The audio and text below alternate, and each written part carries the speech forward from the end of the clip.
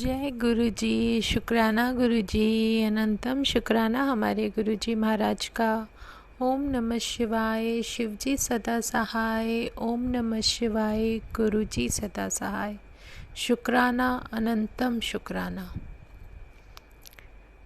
हमारे महाशिव का इतना शुक्राना कि हम उसका कभी भी एहसान, कभी भी, किसी भी वक्त, किसी भी पल भूल ही नहीं सकते, क्योंकि वो रोशनी है जो हमें पता नहीं किस तरह इन अंधेरों से निकाल कर लेकर अपने साथ चल रही है। हर वक्त, हर समय, हर उस घड़ी वो हमें अपना साथ होने का एहसास करा देते हैं जब भी हम लो फील करने लगें। सच में संगत जी बहुत प्यारा एक ऐसा साथी जो आपके जीवन में हमेशा आपके साथ रहेगा। उसका तो नाम लेना, उनका नाम जपना सिर्फ हमारे लिए एक सिर्फ सिमरन करना मात्र ना हो, उनको अपने पास महसूस करना,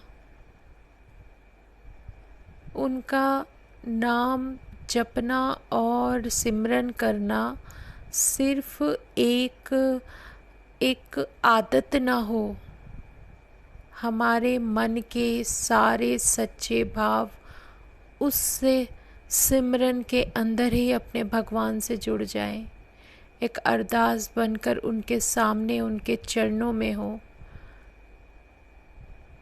क्योंकि यही एक वो अरदास है जो हमारे दिल से निकली हुई है और उनके चरणों में हमारे होने की एक बहुत ही ज़्यादा दिखने वाली, या हम जिसे महसूस कर सकते हैं, वो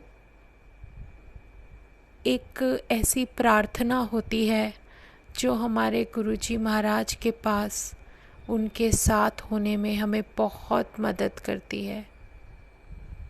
प्रार्थना सिर्फ प्रार्थना ना हो, हमारे दिल से निकली हुई वो असली आवाज़ हो, वो हमारे जज्बात हों जो हम प्रभु के चरणों में रखना चाहते हैं, उन्हें महसूस करना चाहते हैं।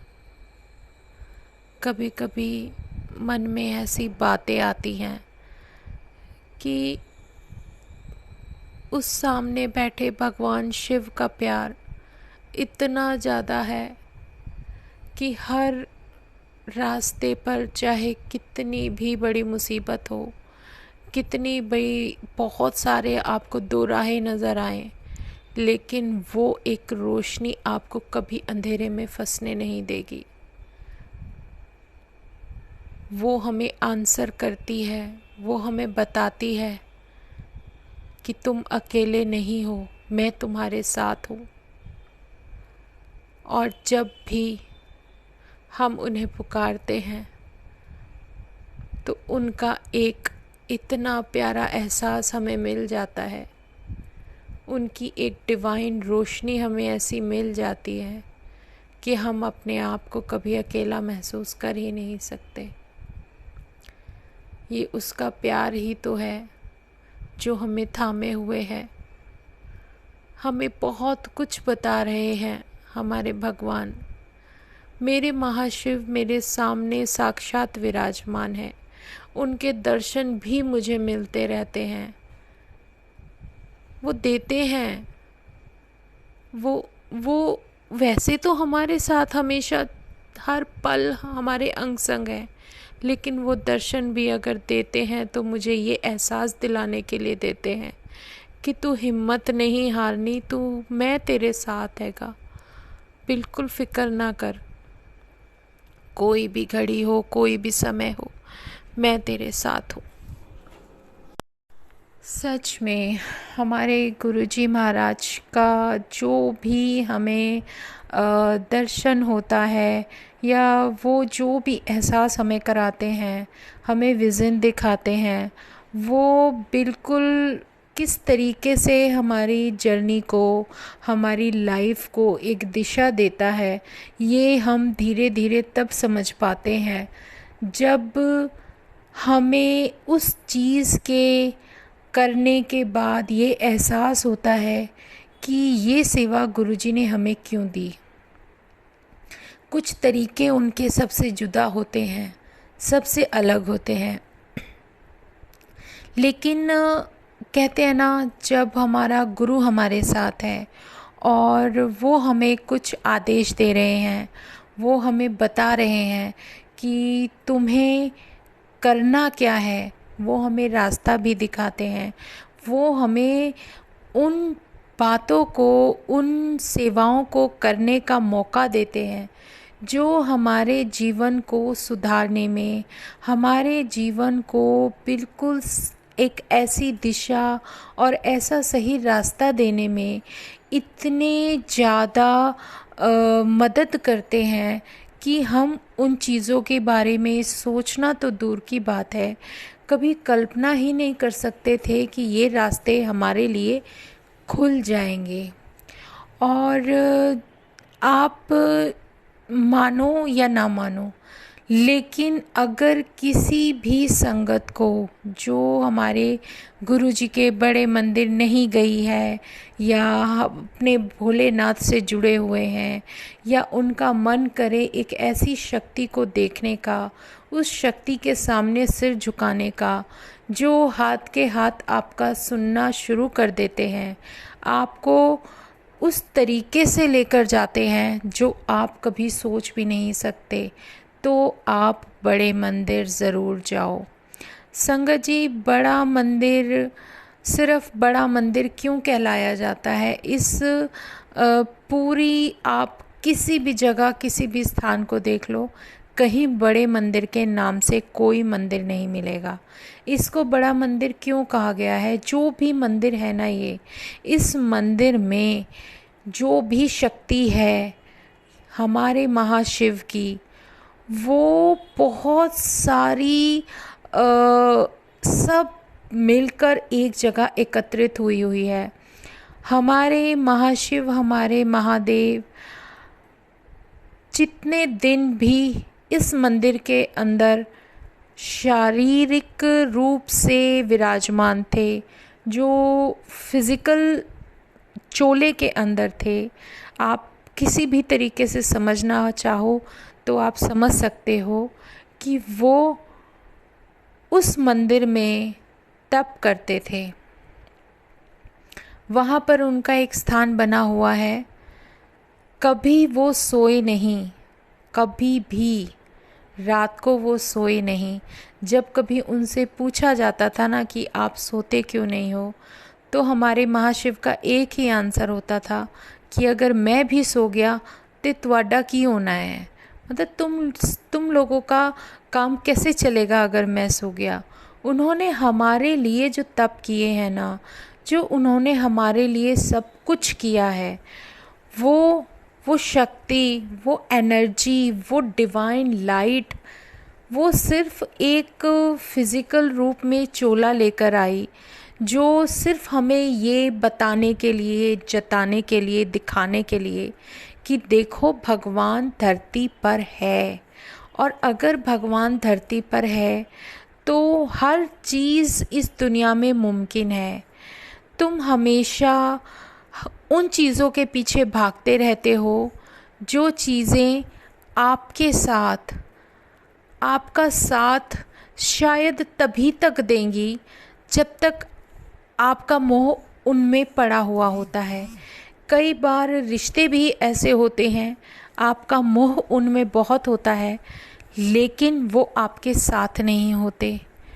और कई बार उन चीज़ों से आपका मोह इतना हो जाता है कि आपके लिए उन चीज़ों से ज़्यादा रिश्ते कोई अहमियत नहीं रखते। तो बहुत सारे ऐसी उलझने, ऐसा एक दायरा बना रहता है।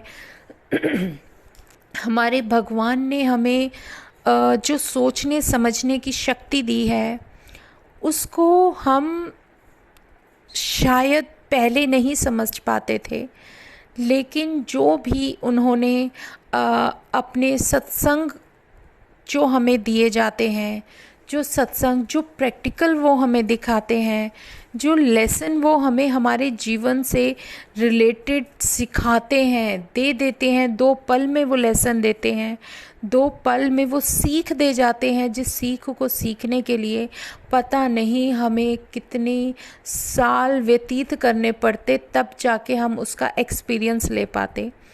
लेकिन हमारे महाप्रभु हमें पल में दे देते हैं। और ये कोई बहुत अजीब या छोटी चीज़ नहीं है। कई बार इन सब को जानने में, समझने में इंसान की अपनी पूरी उम्र बीत जाती है। अगर किसी के जीवन में कोई भी आगे तक लेके चलने वाला ना हो, तो उसे बड़ी ही मुश्किलों का सामना करना पड़ता है। आप उसको किसी भी तरीके से समझ सकते हो, लेकिन जब हमारा गुरु हमारे साथ होता है, जो हमें रास्ता दिखा के और हमारा हाथ पकड़ के और उस उलझन भले जितनी भी झंझट, उलझने और जो भी तकलीफ़ें होती हैं ना, इन सब से कैसे निकाल कर लेकर चले जाते हैं, ये तो उनकी कृपा ही होती है जो हमें बचा कर लेकर जा रही है। हम नहीं मानते, बहुत चीज़ों को नहीं मानते, जब तक हम उसको महसूस ना कर लें, जब तक हम उस एनर्जी को अपनी आँखों से देख ना लें, जब तक उस एनर्जी को साक्षात अपने सामने विराजमान होने का एहसास ना कर पाएं, तब तक मुझे नहीं लगता कि कोई भी इंसान उस शक्ति को मान पाएगा। लेकिन वो शक्ति जो इतने सारे मिरेकल्स हमें हमारे जीवन में दिखाने लगती है, हमारे सामने, हमारी आँखों के सामने कुछ ऐसा घटित होने लग जाता है जो हम कल्पना नहीं कर सकते।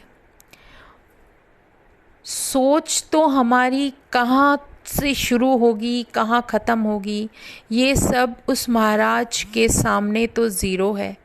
क्योंकि उन्होंने हमेशा हमें यही बोला है, जब भी आप मेरे सामने आते हो तो अपनी सोच को, अपने इफ़ और बट्स को और अपनी लाइफ में जितनी भी जो भी चल रही होती हैं, या आपके अंदर का, आपकी सोल से रिलेटेड जो भी ईगो हो, या आपके अंदर बहुत सारी जो भी कमियां हैं, कुछ भी हैं, वो सब आप बाहर छोड़ दिया करो।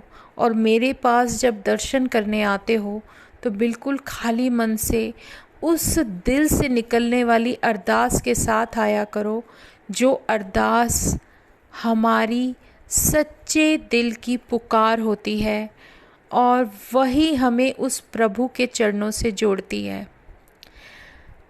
पता नहीं क्यों मन कर रहा है आज अपने महाशिव के ही बारे में बात की जाए। देखो, कल्याण तो उन्होंने सबका करना है और सबका कर रहे हैं। सत्संग सबके जीवन में हो रहे हैं और सबको दे रहे हैं। उन्होंने कभी भी किसी को कुछ भी देने से अपने आप को नहीं रोका। उनके सामने जितनी संगत जाकर बैठती है, उतनी ही ज़्यादा उनकी कृपा उन पर बरसती है। तो उसमें कोई भी शक या गुमान नहीं है। हाँ, बस ठहरता वही है जिसको वो चुनते हैं, या उस संगत को, बहुत सारी भीड़ में से एक ऐसी संगत को चुना जाता है जिसको वो कुछ स्पेशल सेवा देना चाहते हों, या जिसका कल्याण करने के बाद गुरुजी ये चाहते हों कि ये उनका गुणगान करे, या किसी भी संगत के लिए कुछ भी लेना, सेवा करना या कार्य करना मुमकिन नहीं है जब तक उसकी आज्ञा ना हो। लेकिन अपने अंदर हमें बिल्कुल भी घमंड नहीं आने देना चाहिए, क्योंकि सेवा ऐसे ही नहीं मिलती। पता नहीं कितने जन्मों का पुण्य होता है जब उस महाराज के चरणों में हमें जगह मिलती है।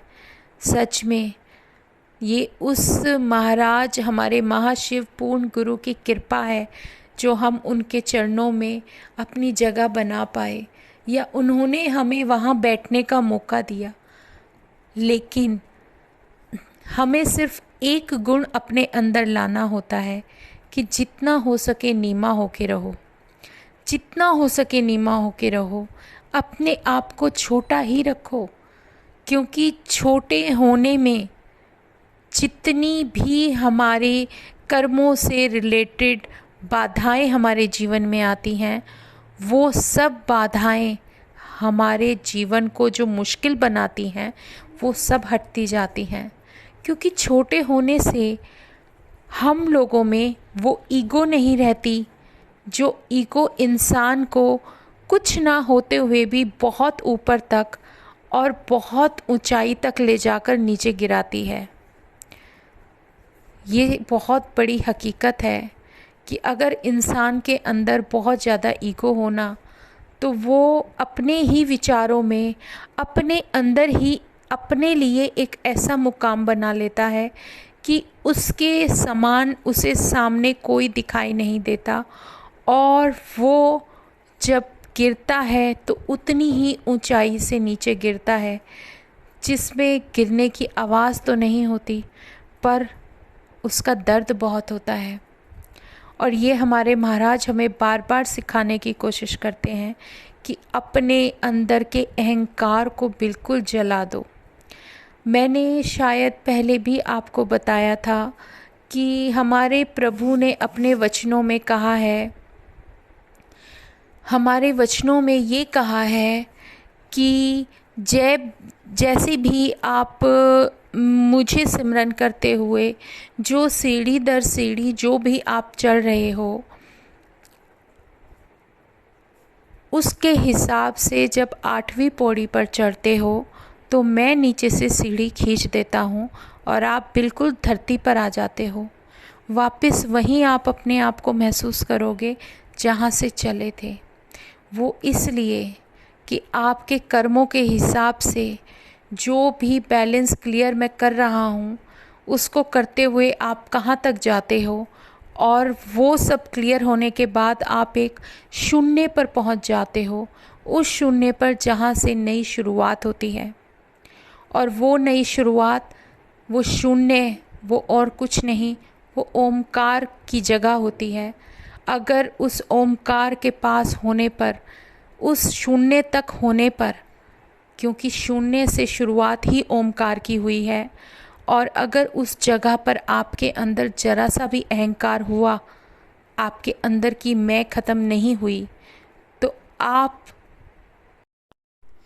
ओम नमः शिवाय, शिवजी सदा सहाय। ओम नमः शिवाय, गुरुजी सदा सहाय। शुक्राना, अनंतम शुक्राना गुरुजी महाराज का। बस हमें ऐसे ही रास्ता दिखाते रहें, दिशा देते रहें, तो हमारे लिए कुछ भी नामुमकिन नहीं है। जय गुरुजी, जय गुरुजी, जय गुरुजी।